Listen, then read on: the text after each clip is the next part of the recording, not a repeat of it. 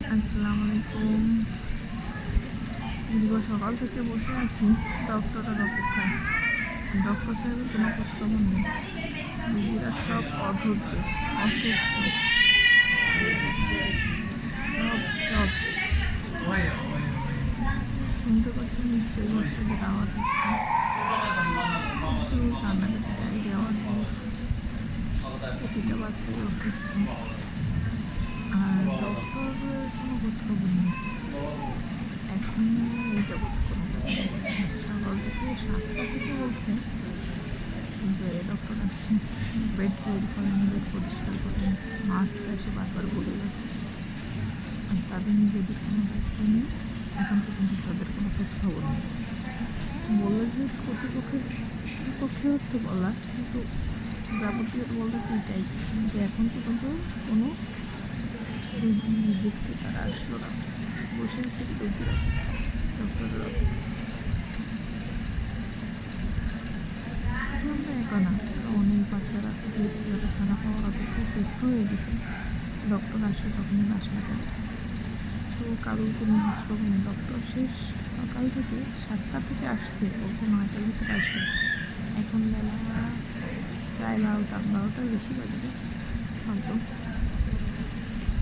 সবাই এত অস্থিরতা, জাস্ট বলার মতো না।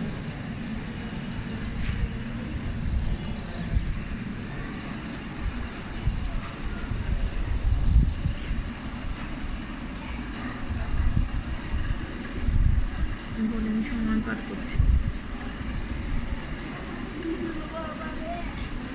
শুয়ে থাকতে থাকতেও মানুষ ক্লান্ত হয়ে যায়, বসে থাকতে থাকতেও মানুষ ক্লান্ত হয়। আমাদের অবস্থা খুব সেই হিমন্ত অবস্থার মতো, বসে বসেও বোধ হচ্ছে।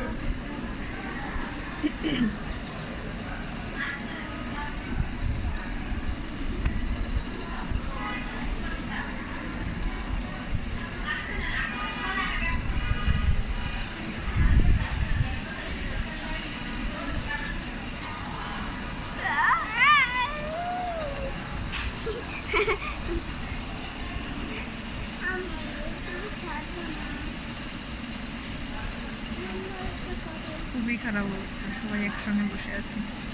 সময় কাটছে না, সময় কাটছে না। আমি অসুস্থ না, আমি ঠিক আছি।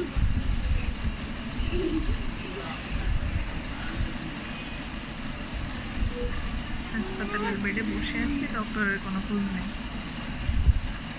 বন্ধুরা আমি ঠিক আছি, আম্মু খালি খালি আমার হসপিটালে ভর্তি করে রেখেছে।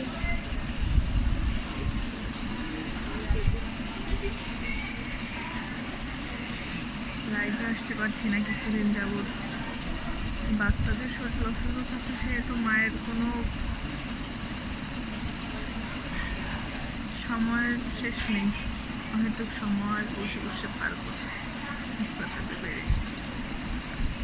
এই কারণে আর কি আপনার লাইভে আসা হচ্ছে না টোটালি। তো সবাই সাথে থাকবেন। আশা রাখছি কিছু সাবস্ক্রাইব ছিল, সাবস্ক্রাইবারটা আরও কমে গেল। সবাই একটু জানেন সাবস্ক্রাইব করে দিবেন, সাথেই থাকবেন। আশা রাখছি সবাই সুস্থ থাকবেন, সাথে থাকবেন।